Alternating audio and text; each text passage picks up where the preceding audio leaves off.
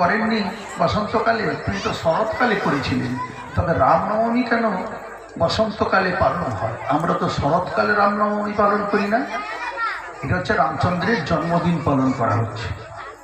রামচন্দ্রের জন্মদিন, কৌশল্যার যে গর্ভে তিনি যে সন্তানকে জন্ম দিয়েছিলেন, বসন্তকালে শুক্লপক্ষে নবমীর দিন রামচন্দ্র জন্মগ্রহণ করেছিল বলে তাই বসন্তকালে এই নবমীর দিন রামনবমী পালন করা হয়, তার জন্মদিন পালন করা হয়।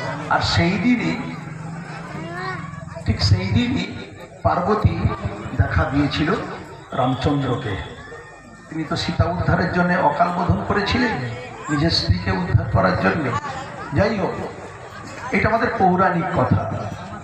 তাই পৌরাণিক মতে আমাদের যুগ যুগ ধরে পুজো অর্চনা চলে আসছে। এটা হিন্দু ধর্মের মানুষের এটা অনুষ্ঠান, উৎসব। কিন্তু আমরা যখন আবার এই পূজা অর্চনা করি হিন্দু ধর্মের লোকেরা করেন, আবার যখন আপনারা সন্ধ্যার সময় উৎসব করবেন, হিন্দু মুসলমান সবাই মিলে আজকের এই মঞ্চে বসে আছে।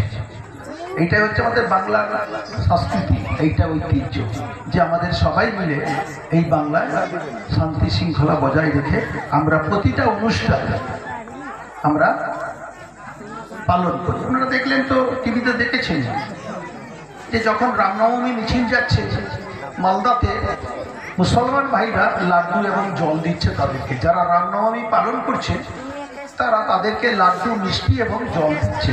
এবং সংখ্যালঘু ভাইরা তারা রামনবমী মিছিলেও তারা পায়ে হেঁটে গিয়ে রামনবমী মিছিল, যাতে আমাদের অমল দেয়া আছে, অমল পাত্র আছে দুজনই, তো তাই আমাদের সবাই যাতে শান্তিপূর্ণভাবে আমরা এই উৎসব প্রত্যেকের পর থেকে ধর্ম